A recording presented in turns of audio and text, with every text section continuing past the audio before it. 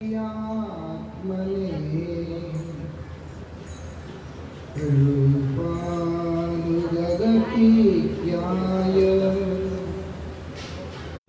गुरुदेवाय ते नमः। गुरुदेवाय ते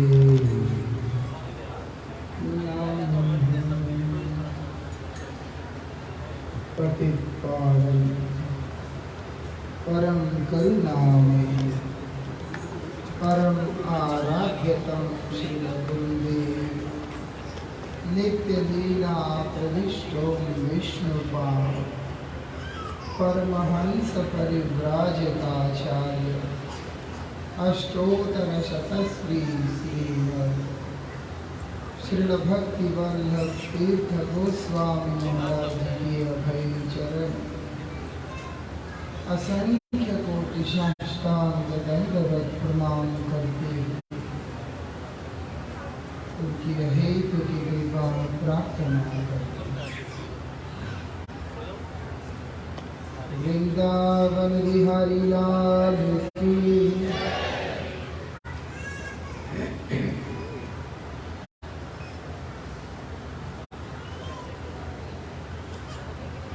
मैं आपका समय अधिक लूँगा नहीं, क्योंकि मैं खुश नहीं, इसलिए मुझे आपका समय ज़्यादा लेना नहीं। इसीलिए एक प्रार्थना है कि जोर से बोलिएगा। एक दिन, सिर्फ एक दिन, जो शर्म करते हैं अपने जीवन को लेके, बहुत अच्छी बात है। जिसके अंदर शर्म नहीं है, ऐसे कोई सज्जन यहाँ बैठे हो तो आज के दिन अपनी बेशर्मी को छोड़ते हुए प्रेम से भगवान का नाम उच्च स्वर में वृंदावन बिहारी लाल की। आप सबको बहुत बहुत धन्यवाद और प्रणाम है। यही ऊर्जा को बना के रखिएगा।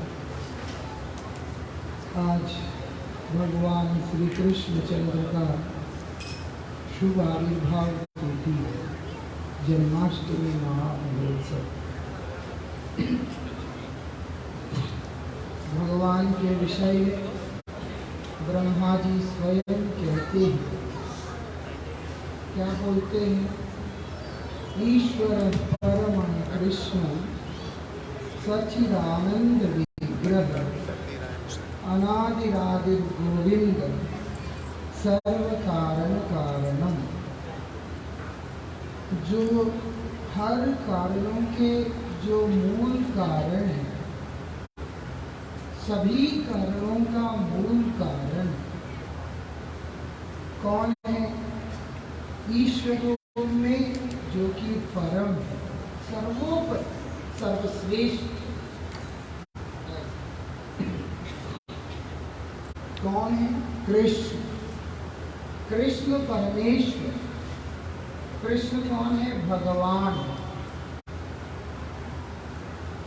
भगवान श्री कृष्ण जो कि परमेश्वर है और सभी कारणों के कारण है। और वही कृष्ण के विषय में बतलाते हैं, अनादिर आदिर गोविंद। मतलब भगवान को ना तो आदि है, भगवान को ना मध्य है और ना ही भगवान में अंत है। भगवान का जो लीला है वो अनिर्ध्यांत लीला है। मतलब है आदि मध्य एवं अंत रहित लीला। उनका कोई आदि नहीं, वो अनादि है। ऐसा इसीलिए जिसका आदि होता है, शास्त्र कहते हैं उसका अंत भी होता है। वृंदावन बिहारी लाल की। ऐसे ऊर्जा बना के रखिएगा,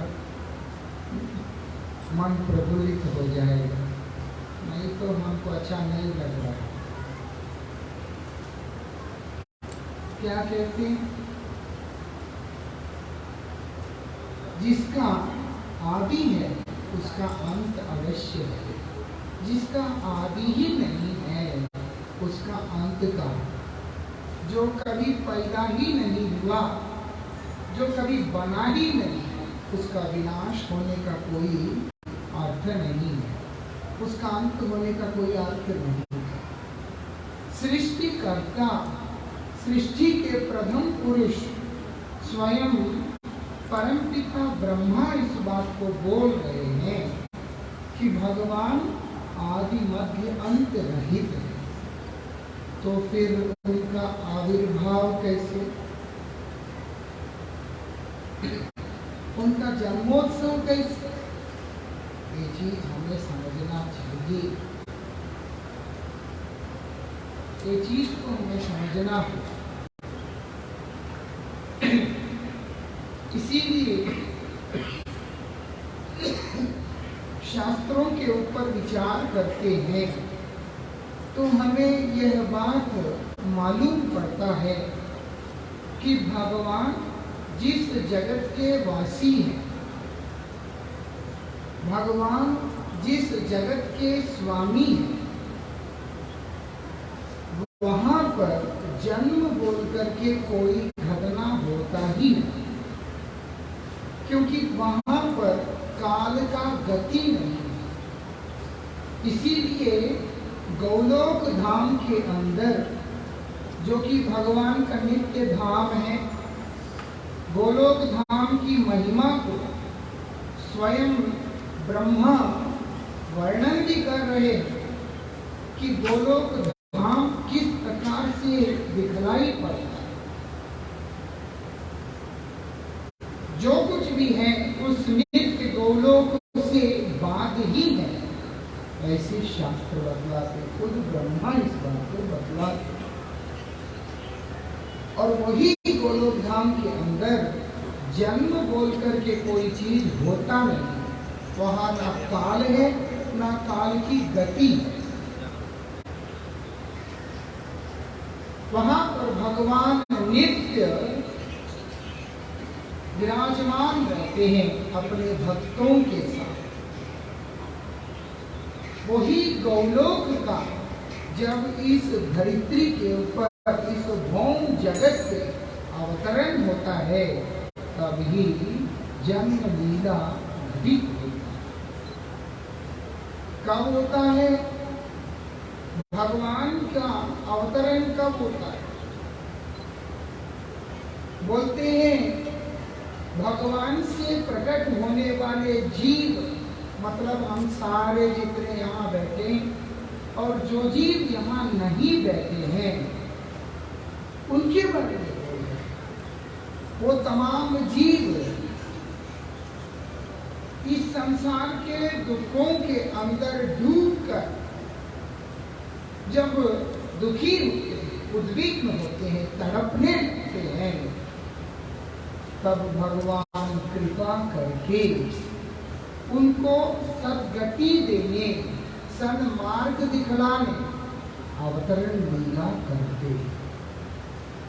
मतलब है आपका बच्चा बात नहीं सुनता है, भटक गया है, तो उसको लाइन में लाने के लिए जैसे आप कोशिश करते हैं, ऐसे ही हम भटके हुए जीवों को मार्ग दिखलाने के, सही जगह पे लगाने के, अपने धाम में अपने साथ वापस बुलाने के लिए भगवान इस संसार में अवतरण लीला करते हैं। एक गोलोक में इधर जो असुविधाएं हैं, यहाँ जो कमियां हैं, यहाँ के जो क्लेश हैं, वो वहां नहीं रहते। इस कारण से वहां का कोई भी आत्मा भगवान से दूर होकर इस संसार में आता ही नहीं। अगर भगवान की स्वयं इच्छा ना हो तो भगवान कभी भी वो लोग इस संसार में नहीं आते। वृंदावन में बिहारी लाल की।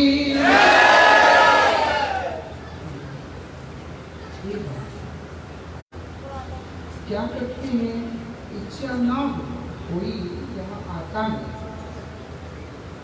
वो सब वही पर है कि भगवान की सेवा करते हुए जो यहाँ आए उन लोगों के मंगल के लिए भगवान आते।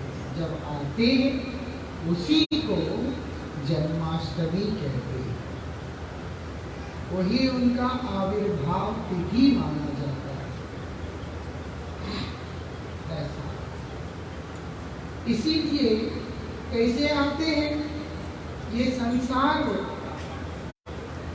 जिस प्रकार से बना हुआ है, इस संसार के अंदर अवतरण होने का जो विधि, जो प्रक्रिया भगवान ने ही कृपा करके संसार को दिया, उसी परिपाटी को स्वीकार करते हुए अवतरण करते हैं। ऐसा लेकिन एक अंतर है, ये संसार में पैदा होने वाला व्यक्ति अपने अंदर के विकारों के परिणाम स्वरूप में संतान को जन्म देता है। अगर संसार में किसी ने पैदा होना है तो माता पिता के हृदय में दोनों के प्रति, एक दूसरे के प्रति वो आकर्षण होना होता है, तब जाके जन्म होता, क्योंकि उस आकर्षण उनका मिलन का कारण बनता है, जिससे माता गर्भ धारण करती है और कालक्रम में संतान का उत्पत्ति होता है। भगवान का ऐसा नहीं, भगवान का अवतरण के लिए जननेंद्रियों का कोई भी प्रयोग नहीं होता है।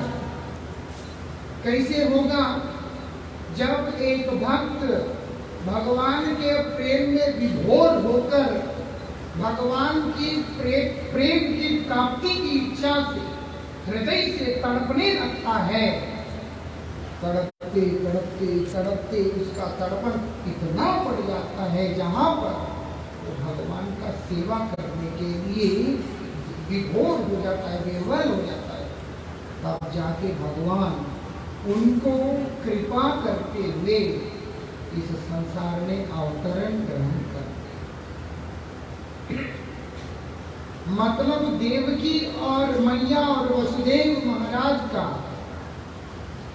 इस प्राकृत जगत के व्यक्तियों की तरह मिलन नहीं है। भगवान कब आते, जब व्यक्ति भक्ति योग के द्वारा, भक्ति के द्वारा, कैसे हरे कृष्णा हरे कृष्णा कृष्णा कृष्णा हरे हरे हरे राम राम राम हरे हरे। जब भगवान का इस दिव्य नाम को जब हम लोग जाप करते हैं, कीर्तन करते हैं, स्मरण करते हैं और उसमें इतना डूब जाते हैं कि हमें और अपना सुध बुध भी नहीं रहता है, प्रभु के चरणों में समाधि लग जाता है, तब उसके हृदय के गहराइयों में से गोविंद का आविर्भाव होता है। ऐसे नहीं आते। इसीलिए नंद यशोदा के हृदय से ब्रजेंद्र नंदन नंदनंदन श्री कृष्ण का इस जगत में अवतरण हुआ। शास्त्र क्या बोलते, सत्यम विशुद्धम वसुदेव शब्दितम। कहने का मतलब क्या है, वसुदेव महाराज कौन है, जिनको भगवान ने पिता के रूप में स्वीकार किया। वो बोलते विशुद्ध अंतःकरण, जिसके हृदय के अंदर काम का गंध भी नहीं। वो आते हैं संसार पे कृपा करने, लेकिन कैसे आते? उन महान भक्तों को चुन करके आते हैं जिनके हृदय में काम का गंध भी नहीं होता है। इसलिए बोलते हैं सत्तम विशुद्ध वसुदेव शुद्धि। जिनका अंतःकरण शुद्ध नहीं है, विशुद्ध है, किसी भी प्रकार का कोट गंदगी उसमें है ही नहीं। ऐसा अपने हृदय से पूछना होगा, क्या मेरे हृदय में गोविंद का आगमन होगा? ऐसा इसलिए बोलते विशुद्ध अंतःकरण भगवान का आगमन होता है। शास्त्र बतलाते हैं जिस प्रकार सूर्य देव वर्तमान रहते हैं, हमेशा रहते हैं, लेकिन अभी अंधेरा हो गया, हमें दिखलाई नहीं दे रहा। कब दिखेगा? कल सुबह दिखेंगे। कहां से दिखेंगे? पूर्व दिशा से दिखेंगे। शास्त्र बतलाते हैं पूर्व से उदित होने के कारण, पूर्व दिशा से उदय होने के कारण सूर्य देव का कि पिता पूर्व दिशा है, ऐसे सोचना अज्ञानता होगा। समझ में आता है? सूर्य अभी भी है,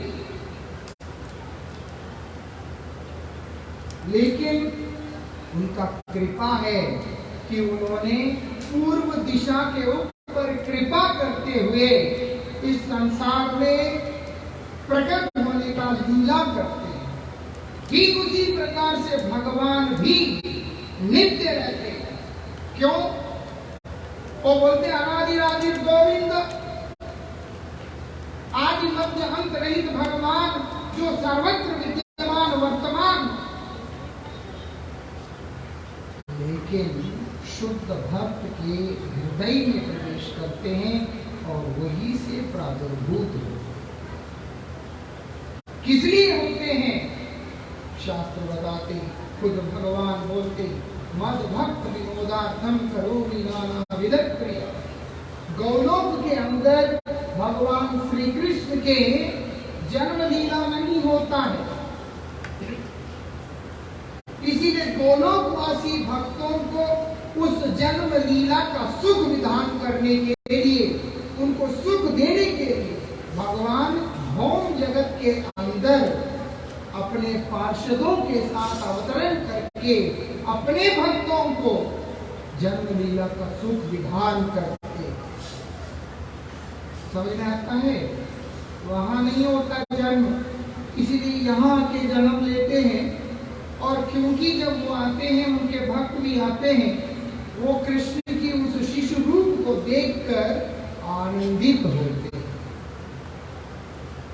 उनको सुख मिलता है।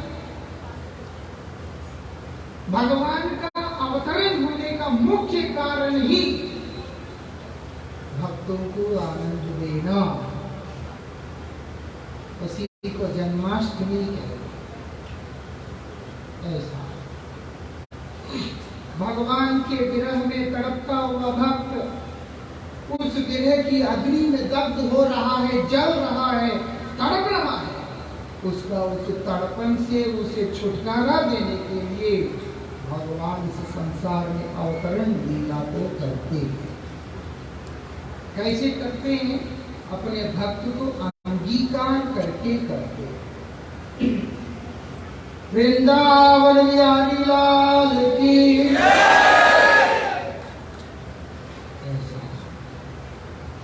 रो रो के पुकारना पड़ता है। तब कौन पुकारता है? विरह में उनके भक्त पुकारते। नंद महाराज बहुत पुकारा, नंद महाराज ने बहुत भजन किया। आप ये मत समझिएगा कि गोकुल का जो ग्वाला है और गोकुल में रहते हुए गोवंश को चलाते और उनके यहाँ पर कृष्ण पैदा हो गया ना।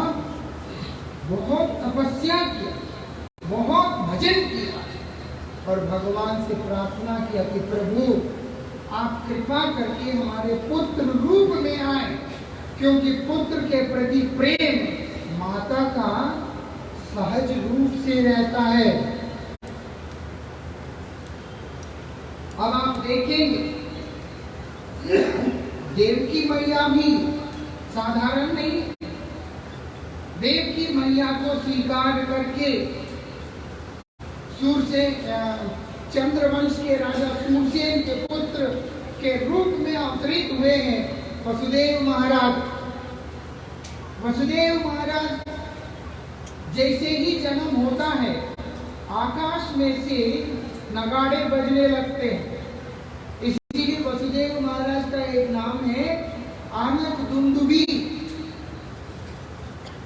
कोई पैदा होता है तो दुनिया रोता है, लेकिन वसुदेव महाराज जब प्रकट होते हैं, देवता पुष्प वर्षा कर रहे हैं और अपने नगाड़े बजा रहे हैं। क्यों? क्योंकि ये जो आए हैं, इनको निमित्त बनाकर भगवान का इस संसार में अवतरण होने जा रहा है। सबको पता था।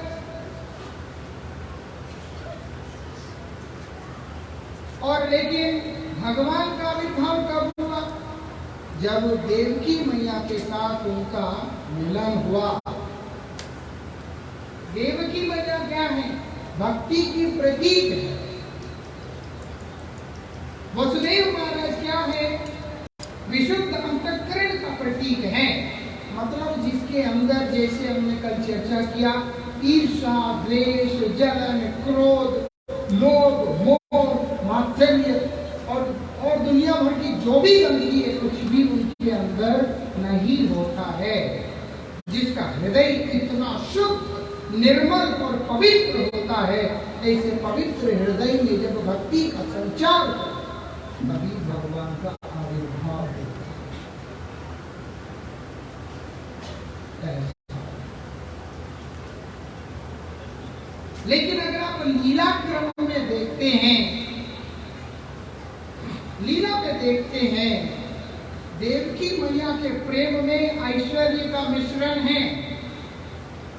इस कारण से कंस को मार के श्री कृष्ण जब उन्हें छुड़ाने आते हैं, आप आश्चर्यचकित होंगे समझकर कि देवकी मैया को जब प्रणाम करते हैं भगवान, तो वो उनका प्रणाम को स्वीकार करने के लिए संकोच करती हैं। ऐसा माँ है लेकिन संकोच करती है। लेकिन वही यशोदा मैया को देखते हैं, उनके अंदर कोई संकोच नहीं है। कृष्ण के कान भी पकड़ लेती है। क्या ऐसे कैसे हो सकता है? जिस भगवान के बारे में शास्त्र बतलाते हैं, यम ब्रह्मा वरुणेन्द्र रुद्र मरुता स्तुन्वन्ति दिव्यैस्तमै वेदै सांग पदक्रमोपनिषदै गायन्ति यं साम। ब्रह्मा, वरुण, इंद्र, रुद्र, मरुत, गंधर्व, सिद्ध, चावर, जितने भी अनंत ब्रह्मांडों के जीव, देवता इत्यादि नित्य निरंतर वेद सामगान कर रहे हैं, उनका स्तुति कर रहे हैं। उपनिषद उनकी महिमा का कीर्तन कर रहे हैं, ऋचाएं उनकी महिमा का गुणगान कर रहे हैं। ऐसे भगवान के कान को एक मैया पकड़ ले, ऐसे कैसे हो सकता है? उनका हृदय का प्रेम था, प्रेम है, प्रेम ही वो तत्व है जिसके कारण भगवान उनके हाथ के अंदर के छोटे से डंडे को देखकर कांप उठते हैं। एक तरफ भगवान अजन्मा है, लेकिन फिर भी जन्म ग्रहण कर रहे हैं। किस कारण से? ब्रह्मा कह रहे जन्म नहीं होता उनका, लेकिन वो गोकुल के अंदर यशोदा मैया के उदर से इस संसार के ऊपर कृपा करते हुए नंदनंदन श्री कृष्ण के रूप में अवतरित हुए हैं। और वहां देवकी मैया के गर्भ से देवकी नंदन के रूप में मथुरा के अंदर अवतीर्ण हुए। दो जगह एक ही समय में भगवान ने अवतार ग्रहण किया। लोगों को लगता है एक ही रूप में आए, दो रूप में आए, दो रूप में। यहां पर तो यशोदा मैया को पता ही नहीं चला, लेकिन वहां कंस के कारागार के अंदर अष्टम गर्भ बनकर, 8वें गर्भ बनकर भगवान इस संसार में अवतीर्ण हुए। बड़ी अद्भुत बात है। भगवान क्योंकि अनंत ब्रह्मांडों के मालिक है, उनके लिए यहाँ जा सकते हैं, यहाँ नहीं जा सकते हैं, यहाँ से प्रकट हो सकते, वहां से नहीं हो सकते, ऐसे कोई नियम होता नहीं है। अजन्मा भगवान कहीं से भी इस संसार में या किसी भी ब्रह्मांड में अवतीर्ण हो सकते हैं, यही उनका विशेषता है। एक रूप से ब्रह्मा के नाक से निकल के आए, एक रूप से कछुआ बन के, एक रूप से खंबे के बीच में से आधा सिंह आधा मनुष्य बन के आए। ऐसा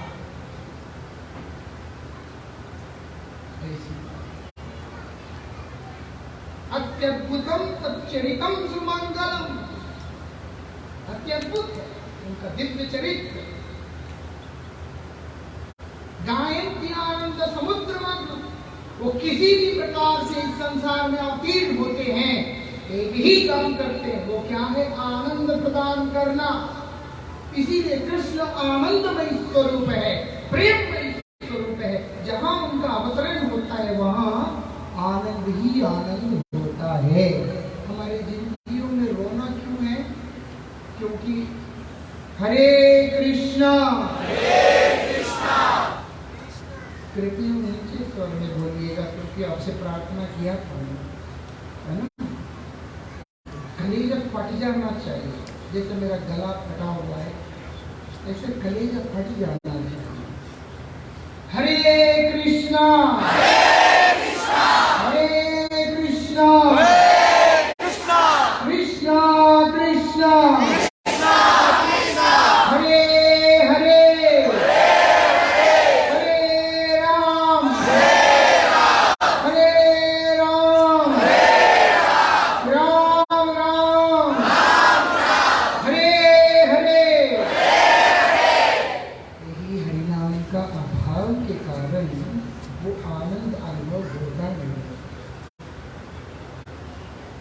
वहां पर नंद महाराज अपने उदय भवन में बैठ के हरिनाम कर रहे।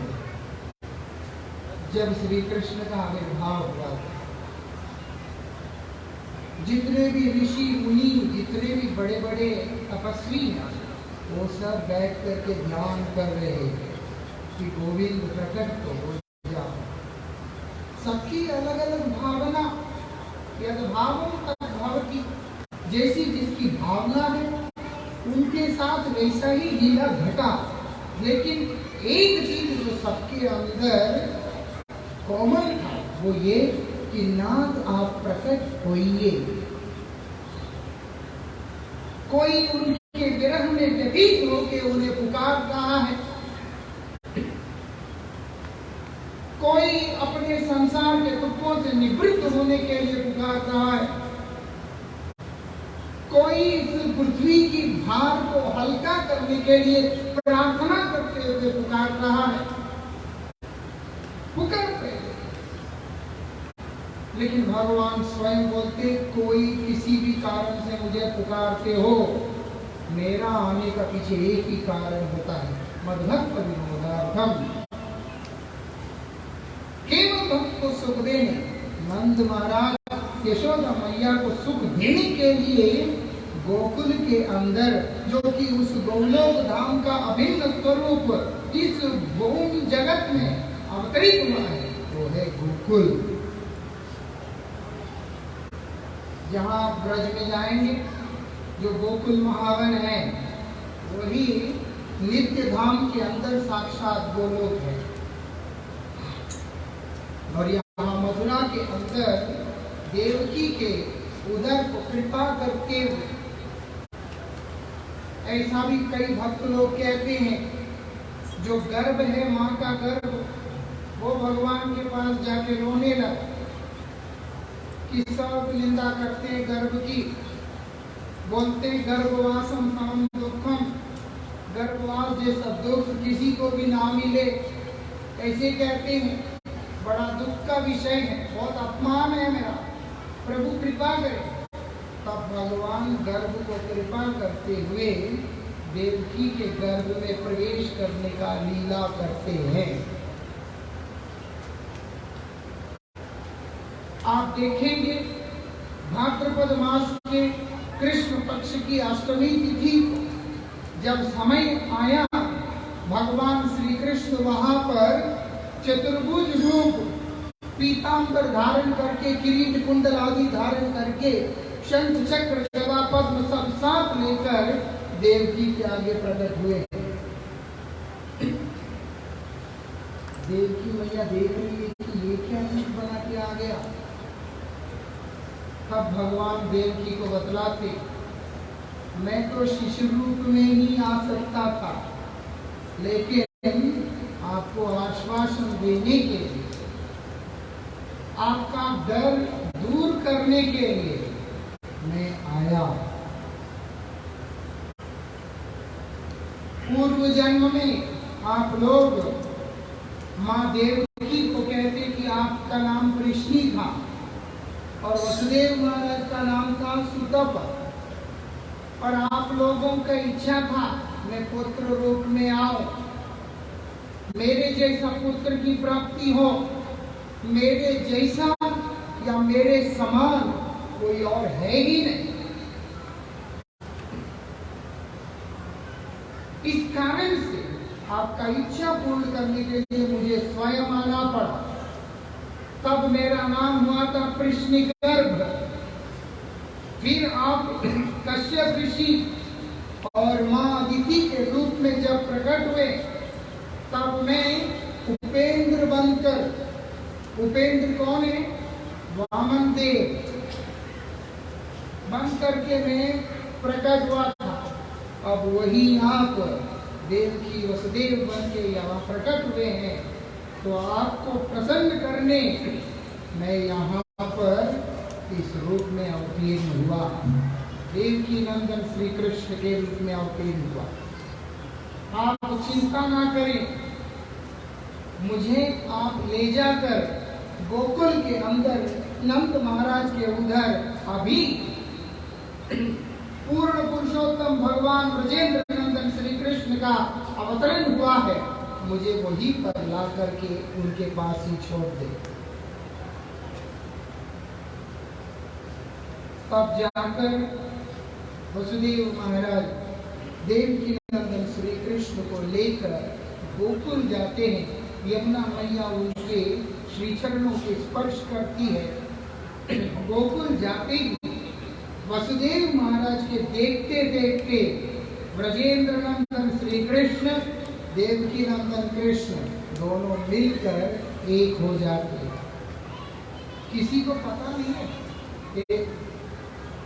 किसी को इस बात का समझ नहीं, लेकिन अगर आप ठीक से पढ़ते हैं या आप श्रीमद् भागवत जी को पढ़ते हैं ठीक से, आपको मालूम पड़ेगा अक्रूर जब श्री कृष्ण को ब्रज से लेकर के मथुरा में लेकर के आए, श्री कृष्ण ने अपना मोर पंख को और अपनी मुरली को ब्रज में ही छोड़ दिया था, वो वहां लेके नहीं गए। क्यों? क्योंकि मोर पंख और मुरली ब्रजेंद्र नंदन श्री कृष्ण के माधुरी है, ना कि देवकी नंदन का। देवकी नंदन के माथे पे सोने का मुकुट, इसीलिए जब श्रीमती राधिका कुरुक्षेत्र के अंदर कृष्ण से मिलने के लिए आती है, कृष्ण से कहती है कि आपका ये रूप मेरे मन को भा नहीं रहा है, आप इस जनारण्य, इस राजमहलों को छोड़ो, वृंदावन चलो गोपीनाथ। करके श्रीमती राधिका कृष्ण से प्रार्थना करती है। ऐसा एक रूप में धर्म स्थापना करने के लिए आए हैं। यदा यदा ही धर्मस्य ग्लानिर्भवति भारत अभ्युत्थानमधर्मस्य तदात्मानं सृजाम्यहम् परित्राणाय साधूनां विनाशाय च दुष्कृतां धर्म संस्थापनार्थाय संभवामि युगे युगे। इस बात को सत्य करने के लिए देवकी नंदन के रूप में इस संसार में अवतरण हुए हैं और वही उनके विरह में, उनके प्रेम में, उनके लिए तड़पते हुए जो भक्त होते हैं उन सबको आनंद देने के लिए ब्रजेंद्र नंदन श्री कृष्ण बनकर इस जगत में अवतीर्ण हुए। देख लो, वृंदावन बिहारी लाल की। इसीलिए आज का तिथि बहुत विशेष, आज भगवान का आविर्भाव तिथि है और हमारा परम सौभाग्य है। हम भगवान के जिस स्वरूप के उपासक हैं वो हर द्वापर में नहीं आते हैं। हर द्वापर में जो कृष्ण आते हैं वो कौन है? धर्म स्थापना करने वाले। लेकिन ब्रह्मा के जीवन काल के अंदर ब्रह्मा के एक दिन में 14 मनु का आयु होता है। जैसे हमारे एक दिन में 24 घंटे होते हैं, उसमें 12 घंटे रात है और 12 घंटे दिन है। ब्रह्मा के इसी प्रकार के एक दिन में 28 मनुओं का जीवन होता है, जिसमें ब्रह्मा के दिन में 14 मनु होते हैं और रात में 14 मनु होते हैं। ठीक है ना? और एक एक मनु का जो जीवन काल है वो 71 चतुर्युग का होता है। 71 चतुर्युग का एक मनु का आयु होता है। अभी एक चतुर्युग का मतलब क्या है? कलयुग, त्रेतायुग, द्वापर युग, सतयुग। कलयुग के बाद त्रेता आना था और उसके बाद द्वापर आना था। लेकिन भगवान ने कृपा करके युग को परिवर्तित कर दिया। भगवान ने कृपा करके युग को आगे पीछे कर दिया। अभी 4 युग, सतयुग, त्रेतायुग, द्वापर युग, कलयुग, ये 4 युगों का 71 बार घूमने से एक मनु का आयु संपन्न होता है। जैसे घड़ी का सुई 60 मिनट घूमने से 1 घंटा खत्म होता है। समझ में आ रहा है? घड़ी का सुई जब 60 मिनट घूमता है 1 घंटा खत्म होता है। अभी ऐसे ही ब्रह्मा के दिन में जो मनु होते हैं उनके 71 बार चतुर्युग घूमने से एक मनु का आयु खत्म होता है। उस मनु के 7वें मनु के 28वें द्वापर युग में भगवान का पूर्ण पुरुषोत्तम ब्रजेंद्र नंदन श्री कृष्ण का इस संसार में अवतरण होता है। ये वही उत्तम मंत्र है। वैवस्वत मनु के काल चल रहा है 7वें मनवंतर के 28वां कलयुग चल रहा है। इसी 28वें द्वापर में भगवान का अवतरण हुआ है। वो पूर्ण पुरुषोत्तम प्रेम देने के लिए भगवान एक बात भगवद गीता जी के अंदर बोलते हैं, जन्म कर्म चमे दिव्यम, मेरा जन्म और कर्म जो है प्राकृत नहीं है। तुम जैसे पैदा होते हो ऐसा ही मैं भी पैदा होता हूँ, ऐसी धारणा केवल अनर्थदायी है। भगवान की जन्म का इतनी अद्भुत महिमा है, इसीलिए गजेंद्र जी स्तुति करते हुए कहते हैं, क्या बोलते हैं? नमो नमस्ते अखिल कारणाय निष्कारणाय अद्भुत कारणाय सर्वागमनाय महार्णवाय नमो अपवर्ग परायणाय।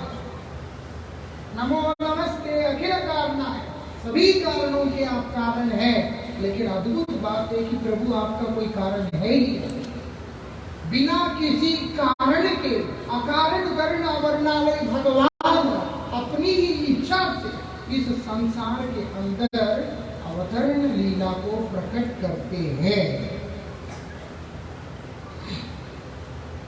अपनी इच्छा से। और जो आते हैं और उनका लीला जो चलता है वो नित्य होता है। इसीलिए चैतन्य चरितामृत में बतलाया, यद्यपि से लीला करे गौर राय, यद्यपि से लीला करे कृष्ण राय, भगवान श्री कृष्ण सचिनंदन गौर हरि वही लीला को नित्य अलग अलग जगह पे अलग अलग भक्तों के हृदय में अलग अलग ब्रह्मांडों में प्रकट करेंगे। प्रकट भगवान का आविर्भाव भी वर्तमान है, गोलोक में, लेकिन अनंत ब्रह्मांडों के अंदर उनका आविर्भाव वर्तमान होता है। इसीलिए खुशी की बात यह है, हर क्षण जन्माष्टमी है, समझ में आया? हर पल हर क्षण जन्माष्टमी। क्यों? क्योंकि कहीं ना कहीं किसी न किसी शुद्ध अंतःकरण वाले भक्त के हृदय में भगवान का अवतरण हो रहा है। ऐसा आप ये ना समझे कि आज का तिथि तक जन्माष्टमी सीमित है। कोई भी तिथि भगवान के अवतरण को सीमित नहीं कर सकता है। हर तिथि से परे भगवान का आविर्भाव है। इस तिथि को उन्होंने पुनीत करके हम लोगों के ऊपर कृपा किया। इस कारण से आज की तिथि को हम लोग जन्माष्टमी के रूप में मनाते हैं। जो भी हो, आज भगवान का प्रकट तिथि है। भगवान गोकुलानंद है, गोलोक को आनंद देने वाले, गोकुल को आनंद देने वाले जो गोविंद है भगवान, उनका आज आविर्भाव तिथि है। गोविंदे गोविंद इंद्रियों को तृप्त कर देते। इन कृष्ण के आने के बाद कोई भी इंद्रिय को किसी और वस्तु की कामना होता ही नहीं। उपनिषद में कहा, सर्वमिदं तुष्टं भवति, उनको प्रसन्न करने पर सब कुछ प्रसन्न हो जाता है। इसीलिए भगवान को प्रसन्न करने पर हमारे इंद्रिय भी तृप्त हो जाते हैं। जो इंद्रिय, जो मन, जो बुद्धि, जो किसी भी कीमत पे प्रसन्न नहीं हो सकता, संतुष्ट नहीं हो सकता, वो केवल गोविंद के अवतरण से हो जाता है। इसीलिए भगवान का अवतरण विशेष है। सब हृदय से भगवान को अवतरित होने के लिए प्रार्थना करें। कल भी मैंने कहा था, जो लोग यहाँ हैं उनको पता होगा, हमारे गुरुजी अक्सर बोलते थे, सजाना है हृदय को सजाओ। तो ये बोलते थे, बाह्य आवरण को गुरुजी कभी गुरुत्व दिया नहीं। गुरुजी का कोई भी महापुरुष बाह्य आवरण को गुरुत्व देता नहीं। चमड़ी को सजाकर उसकी सुंदरता के ऊपर रोने वाले लोग, भक्त में कर्कश शब्द में बोलने से क्षमा कीजिएगा, क्योंकि समय कम है। मैं तो मरते मरते वापस लौट के आया, एक्सीडेंट हुआ। मुझे मालूम है कोई कभी भी मर सकता है, इसीलिए इस शब्द को कड़वा दवाई की तरफ पी लेंगे तो ज्यादा फायदा होगा, है ना। दवाई कड़वा ही होता है, लेकिन पीने से बीमारी चला जाता है। इसीलिए समझना होगा, इस कुछ मलमूत्र से भरा हुआ हड्डी मांस वाला चमड़ी को सजाकर, कुछ सोच, हमारे रसूल भाई है वो हमेशा बोलते थे, पूज्यपाद भक्ति रसूल मधुसूदन गोस्वामी महाराज जी, वो बोलते 3 mm की चमड़ी को बाहर निकाल के देखो। सुन के तो अच्छा लगता था। मेरा सीटी स्कैन का रिपोर्ट जब मैंने अपने 2-4 साथियों को दिखाया, क्यों ऐसा कर रही है, क्यों? जो तुमको उसमें हड्डी दिख रहा है वो अंदर है, ऊपर से चमड़ी से ढका हुआ है, इतने। वही हड्डी, वही मांस, वही बाल, वही बलगम, वही कफ, वही ये, वही मलमूत्र। सुबह का खाया हुआ क्या पेट खाली हो गया, अंदर मलमूत्र भरा हुआ, हर तरह से मली मल भरा हुआ इस शरीर को सजाकर हम लोग कहाँ भगवान तक जाएंगे? मन को सजाना होता है। परमाराध्य भगवान श्री भक्तिवल्लभ तीर्थ गोस्वामी महाराज जी इस बात को बतलाते कि मन को सजाओ, तब भगवान का अवतरण होता है। उत्साह के साथ नाचते कूदते आनंद के साथ हरिनाम करते हुए भगवान का अभिषेक दर्शन करना, उनका स्वागत करना। कृपया सेल्फियों तक अपनी जिंदगी को सीमित करना नहीं। हम कल भी प्रार्थना किया था, जन्माष्टमी है, साल में 1 दिन आता है। कोविड के कारण कितने लोग मर गए, हम तो मरे भी नहीं। भगवान ने जिंदा रखा है तो दर्शन करना चाहिए, उनका कृपा प्रार्थना करना चाहिए, मन लगा के पुकारना। यकीन मानिएगा भगवान आपके हृदय में आएंगे। नाति दीर्घे में गावे भगवान विषय समय लेंगे नहीं। और जब भगवान प्रकट होते हैं, उत्सव का माहौल, उत्सव का वातावरण अपने आप बन जाता है। जैसे नंदोत्सव नंद महाराज ने दिया था, जो अभी हम लोग संकीर्तन करेंगे और भगवान से अवतरित होने के लिए प्रार्थना करेंगे। अपना ध्यान को पूरी तरह से भगवान के चरणों में केंद्रित कीजिएगा, अपना मन उनमें लग्न कीजिएगा, पुकारिएगा। क्योंकि आज की तिथि को उन्होंने कृपा किया करके इस संसार में आए हैं, तो हमारे ऊपर भी कृपा करें, अवतीर्ण हो। यही प्रार्थना जब हम करेंगे निश्चित रूप से भगवान कृपा करेंगे। हरिनाम करते रहिएगा, हरिनाम करते रहिएगा, केवल और केवल हरिनाम करते रहिएगा। हरे कृष्णा हरे कृष्णा कृष्णा कृष्णा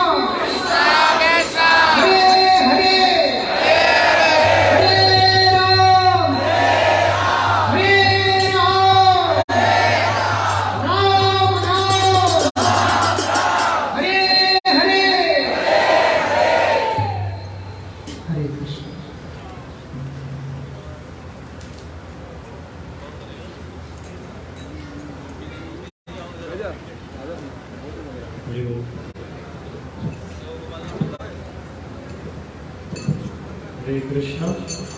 कुछ ही समय में यहाँ पर हमें अभिषेक दर्शन करने का अवसर प्राप्त होगा। मैं पुनः आपको याद दिला दूं, जिन जिन में लड्डू गोपाल ठाकुर जी का अभिषेक हो रहा है,